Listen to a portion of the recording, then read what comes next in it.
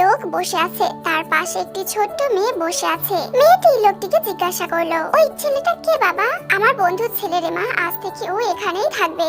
কেন বাবা? ওর যে আর কেউ নেই রে মা, গাড়ি অ্যাক্সিডেন্ট হয়ে মারা গেছে, তাই আজ থেকে ও এখানেই থাকবে। তাতে তোমার কোনো অসুবিধা নেই তো মা? না, কোনো অসুবিধা নেই। আজ থেকে তুমি ওকে দাদা বলে ডাকবে, কেমন? না, দাদা ভাই বলে ডাকবো। তারপর লোকটি মেয়েটির মাথায় হাত বুলিয়ে দিতে লাগলো। কি রে তে, এখনো উঠিসনি? আজকে যে জাঙ্কুক আসছে। তে ধরপড় করে উঠে বসে জিজ্ঞাসা করলো, দাদা ভাই কখন আসবে আম্মু? সে তো আসছে না, কিন্তু তোমাকে ঘুম থেকে তোলার জন্য আমাকে এটা বলতেই হলো, কারণ আমি তো জানতাম দাদা ভাইয়ের কথা শুনে ঠিকই উঠবি। এই বলে তের আম্মু ওখান থেকে চলে গেল। এইভাবেই তের মা তাকে বেশিরভাগ সময়টা উঠিয়ে থাকে। তেহুংরা দুই ভাই বোন। তের বয়স 20 আর তের ছোট ভাইয়ের বয়স হলো 17। আর তের আম্মু যার কথা বলে তেহুংকে ঘুম থেকে ওঠালো, ওটা হলো তের দাদা ভাই। জাঙ্কুকের বয়স হলো 24। 10 বছর বয়স থেকে সে তেহুং এর সাথেই বড় হয়েছে। 4 বছর একসাথে ছিল, কিন্তু তারপর পড়ার জন্য বাইরে গেছে। তখন থেকে তাদের একে অপরের সঙ্গে কথা হয় না।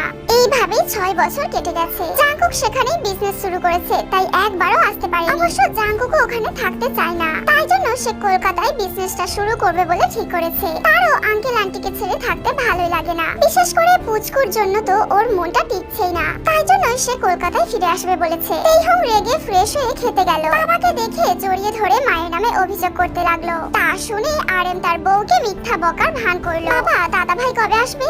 দেখেছো তো মেয়ের কাণ্ড, সে দাদা ভাই ছাড়া কিছুই বোঝে না। আর তার দাদা ভাইও কি, সে তো ফোন করলে শুধু পুচকু পুচকু করে, আমাদের পাত্তাই দেয় না। জিনের কথা শুনে আরএম হাসতে লাগলো। তা দেখে জিন আবারও বলল, তুমি হাসছো? হাসো তাহলে। যেদিন দুজনের বিয়ে হয়ে যাবে তখন এসব করলে চলবে তো? জিনের শেষের কথাটা শুনে তের মুখটা শুকনো হয়ে গেল। মারে, তোর দাদা ভাই দুদিন পরই আসছে। শুনে তেহুংয়ের মুখে হাসি ফিরে এলো। তে তাড়াতাড়ি নাস্তা করে নিয়ে নাচতে নাচতে তার রুমের দিকে চলে গেল। তুমি আমার প্রশ্নের উত্তর দিলে না কেন? কার বিয়ে কার সাথে হবে তা কেউই জানে না, তাই বিয়ের কথা না ভেবে ওকে ওর মতো করে থাকতে দাও না। ও যার কাছে থাকতে ভালোবাসে তার কাছেই থাকতে দাও। জিন আর কিছু না বলে রান্না করতে চলে গেল। তা দেখে আরএম মনে মনে ভাবছে, মেয়েটা আমার বড্ড বোকা, কিছুই বোঝে না। আমি কি বোঝাবো যে ও না থাক, ও নিজেই একদিন বুঝতে পারবে। তেইহুং তো খুশিতে যেন উড়ছে।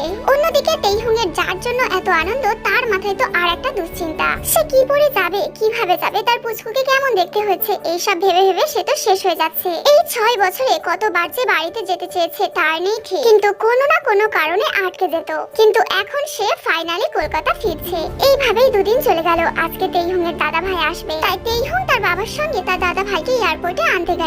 উফ, কখন যে কলকাতায় নামবো। আঙ্কেলও হয়তো চলে এসেছে। আর পুচকু কি আসবে আমাকে আনতে? আচ্ছা, পুচকুটা কি ওর দাদা ভাইকে এখনো ভালোবাসে? ধুর বাবা, ভালোই লাগছে না, এত কেন দেরি হচ্ছে কলকাতা যেতে।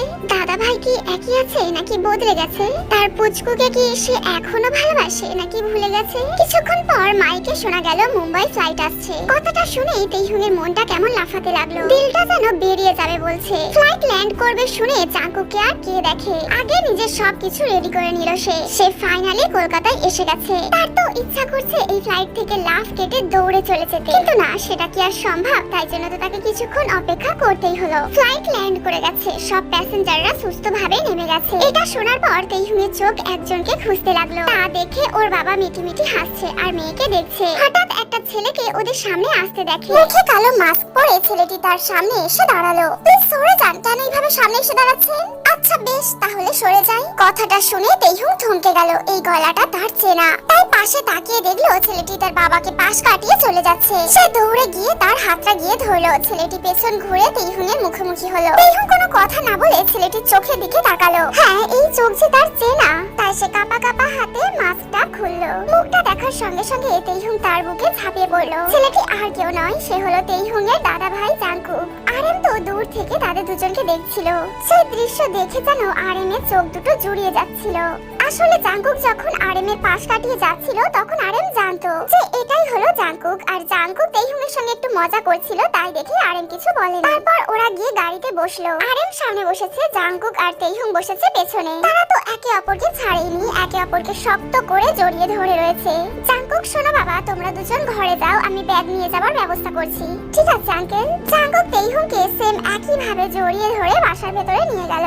উনি কে হন আপনার? ওটা আমার মেয়ে। আর ছেলেটা কি আপনার জামাই হয়? সেটা এখনো ঠিক হয়নি, তবে হলেও হতে পারে। এখন আপনি যেতে পারেন। জাংকুকের গলা শুনে জিন ছুটে ছুটে আসলো আর এসেই দেখে তেইহুং জাংকুককে একদম চাপতে ধরে রয়েছে। তেইহুং সরে আয় মা, এতক্ষণ জার্নি করে এসেছে। আমি জানি দাদা ভাইয়ের কিচ্ছু হবে না বলে জাংকুকের মুখে আরেকটু মুখটা লুকিয়ে নিল। জাংকুকও তেইহুংয়ের মাথায় হাত বুলিয়ে দিতে লাগলো। আন্টি তুমি কেন এত ভাবছো? আমার কিচ্ছু প্রবলেম হবে না। আমি ওকে নিয়েও রুমে যাচ্ছি, তুমি একটু আমাদের খাবারটা ওখানে পাঠিয়ে দিও, আমরা একসাথে খাবো। বলেই ওরা দুজন সিঁড়ি বেয়ে ওপরে উঠে গেল। ঠিক সেই সময় আরএম বাসার ভেতরে আসলো। হ্যাঁ গো শোনো, বলছি ওরা কি এখনো একসাথেই থাকবে ছোটবেলার মতো? হঠাৎ এই প্রশ্ন কেন? কি আর বলবো, তোমার মেয়ে তো জাংকুককে ছাড়ছিলই না, তাই সে জাংকুককে নিয়ে নিজের রুমে গেছে। হ্যাঁ তো কি হয়েছে? আরে বাবা ওরা তো ছোট নেই, তো কি হয়েছে? ওদেরকে ওদের মতো থাকতে দাও না। হ্যাঁ তুমি তো সব বোঝো, আমি তো কিছুই বুঝি না। আমি তো সব জানি, সব বুঝি, ওরা বুঝলে আর আমার কিছুই চাই না। কথাটা বলেই আরএম ফ্রেশ হতে চলে গেল। কি ব্যাপার এখন গাল ফুলিয়ে বসে আছিস যে? এই তো এতক্ষণ আমাকে ছাড়ছিলিস না। সো কি করব, তখন আমি রাগটা ভুলে গিয়েছিলাম, এখন মনে পড়ে গেছে।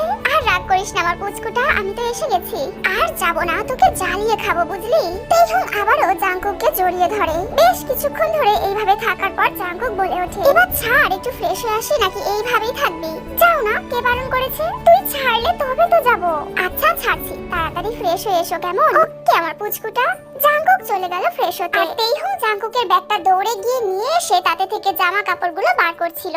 জাংকুক ওয়াশরুম থেকে জামার জন্য চেঁচাচ্ছিল, যেমনটা তারা ছোটবেলায় করত। পেয়ে গিয়ে ওয়াশরুমের দরজায় জাংকুকের একটা জামা রেখে দেয়। তারপর জাংকুকের রুমে গিয়ে তার জামা কাপড়গুলো গুছিয়ে দিতে লাগলো। জাংকুক ওয়াশরুম থেকে বেরিয়ে তেইহুংকে কোথাও দেখতে পায় না, তাই সে পাশের রুমে গিয়ে তেইহুংকে দেখে পেছন থেকে জড়িয়ে ধরে। কি হলো, কিছু বললি না কেন?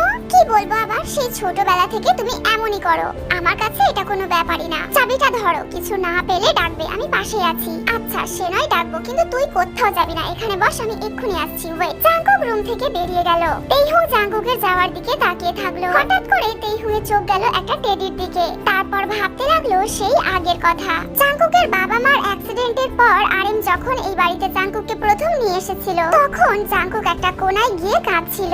সেটা দেখে তেইহুংয়ের খুব কষ্ট হলো, তাই সে জাংকুকের কাছে গেল। জাংকুককে জড়িয়ে ধরে বলেছিল, কেঁদো না তুমি, আমি তো আছি দাদা ভাই। জাংকুকের কান্না দেখে তেইহুংও কেঁদে ফেললো। আচ্ছা তোমার নাম কি গো?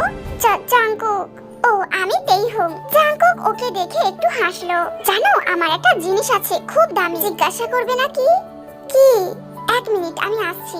কিছুক্ষণ পর তেইহুং দু হাত পেছনে করে জাংকুকের সামনে এসে দাঁড়ালো। কি এনেছো?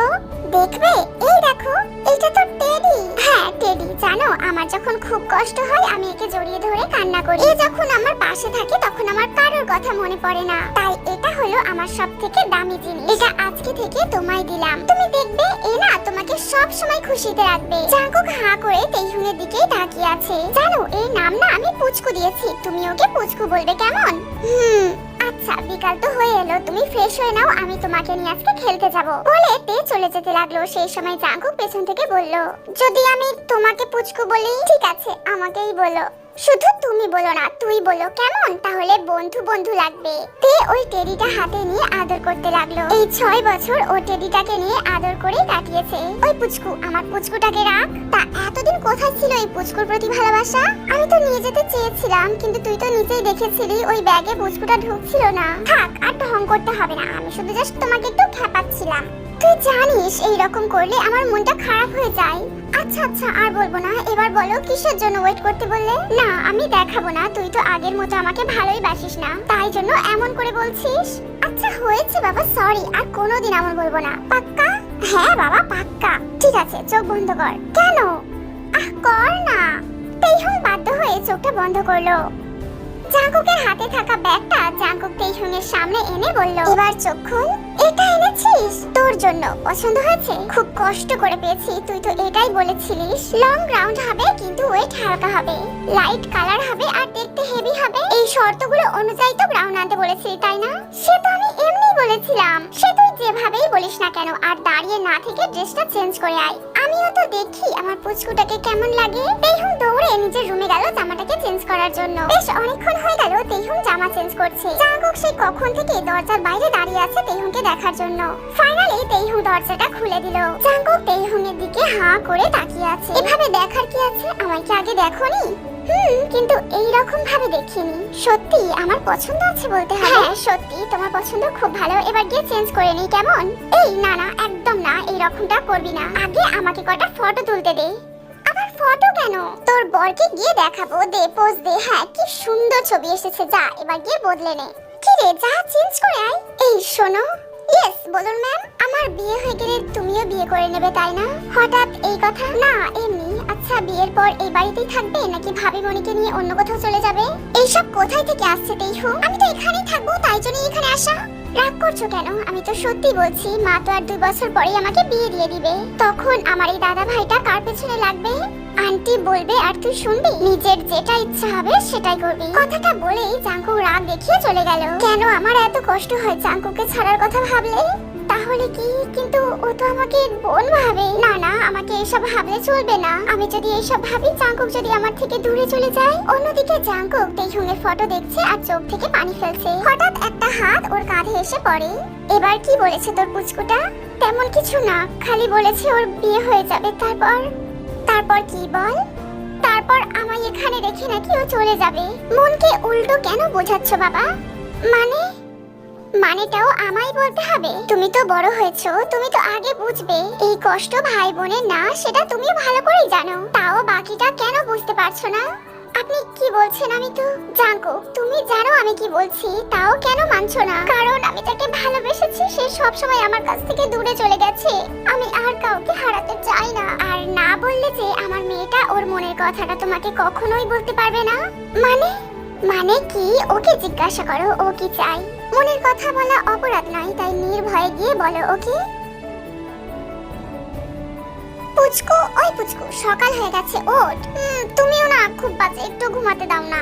আমি বাজেই তো, এবার ওঠ। উফ বিরক্ত করো না তো। আচ্ছা তুমিও শুয়ে পড়ো। বলেই জাঙ্কুককে পাওয়ালিশের মতো জড়িয়ে ধরে শুয়ে পড়লো। আমি ছাড়া তোকে আর কেই বা বিরক্ত করবে বল? এইরকম হাসি তামাশার মধ্যে থেকে এই দিনগুলো কাটতে লাগলো। তেইহুং গ্রাজুয়েশন কমপ্লিট করেছে। বাসার সবাই তো অনেক খুশি, কারণ বেশ ভালোই একটা রেজাল্ট নিয়ে সে পাস করেছে। হঠাৎ একদিন তেইহুং এর আম্মু তার জন্য একটা পাত্র দেখে। সেদিন জাঙ্কুক আর এম দুজনে কেউই বাসায় ছিল না। মা বাবা কি জানে?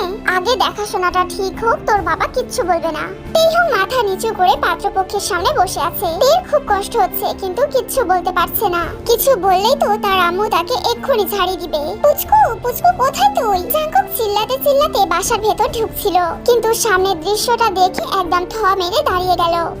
সরি আসলে। আরে ঠিক আছে, তুমি গিয়ে ফ্রেশ হয়ে নাও। আর তুইও উপরে যা, তোকে আর বসতে হবে না তোর বার্থডের জন্য। Thank you. আর কিছু বলবে? না আর কিছুই বলার নেই, সত্যি কিছু বলার নেই। জাঙ্কুক তেইহুং এর দিকে তাকিয়ে দেখলো তেইহুং এর চোখে জল ভাসছে। এই বিয়েটা তুই করবি? তুমি কি শুনতে চাও? আমি আবার কি শুনবো? তুই যেটাতে খুশি হবি আমিও সেটাতেই খুশি। আমি আসি তাহলে। এই কথা বলে তে চলে গেল। আর জাঙ্কুক কি করবে ভাবছে। অন্যদিকে আরিম এই সমস্ত কথাগুলো শুনে জিনকে অনেক কথা শোনাতে লাগলো। কেন? আমি কি খুব ভুল করেছি? হ্যাঁ করেছো। মেয়ে কাকে পছন্দ করে সেটা তো বোঝো। মানে কাকে? তোমার তো লজ্জা হওয়া উচিত। আমি বাবা হয়ে বুঝি, আর তুমি মা হয়েও বোঝো না। জাঙ্কুক ওর দাদা ভাই না, ওর জীবন। আর তুমি ওকে ছেড়ে অন্য কারোর সাথে বিয়ে দিতে চাইছো? ছি। এই বলে আরেম চলে গেল আর জিন চুপচাপ ওখানে দাঁড়িয়ে থাকলো। আমি তাহলে আমার মেয়েটাকে কত কষ্ট দিতে চাইছিলাম। সবাই ডিনারের টেবিলে বসে আছে, তখনই জিন বলে উঠলো, যারা দেখতে এসেছিল তাদেরকে আমি মানা করে দিয়েছি। কেন? মেয়েকে তো বিদায় করতে চেয়েছিলে। আরেমের কথাটা শুনে জিনের খুব কষ্ট হলো। আমার তাদের পছন্দ হয়নি তাই। তারপর ডিনার করে যে যার ঘরে চলে গেল। জাঙ্কুক তার রুমে চোখ বন্ধ করে শুয়েছিল। তখনই তে এসে ওর পাশে বসলো। কি ব্যাপার, বিয়ে ভেঙে গেছে বলে কষ্ট নাকি? কি রে তে, কি হয়েছে? আমার কিছু বলার আছে। হ্যাঁ বল। কি হয়েছে? কেউ কিছু বলেছে তোকে? কেউ কিছু বলছে না বলেই তো কষ্ট হচ্ছে গো। মানে তুমি তো কোনোদিনও কিছু বোঝো না আমি কি চাই। মানে কি চাস তুই? আমি তো শুধু তোমার হতে চাই। ছোটবেলা থেকে তোমাকে ছাড়া আমি চলতেই পারি না। আস্তে আস্তে তোমাকে আমি নিজের মধ্যে জড়িয়ে নিয়েছি। তুমি ছাড়া যে আমি অচল, তুমি এটা কেন বোঝো না? আমি শুধুমাত্র তোমারই হতে চাই। জাঙ্কুক কি বলবে বুঝতে পারছে না। আমি জানি না তুমি আমাকে নিয়ে কি মনে করো, কিন্তু আমি নিজের মধ্যে আর কথাটাকে চেপে রাখতে পারছি না, তাই আমি বলে দিয়েছি। এবার তোমার ইচ্ছা, তুমি কি বলবে।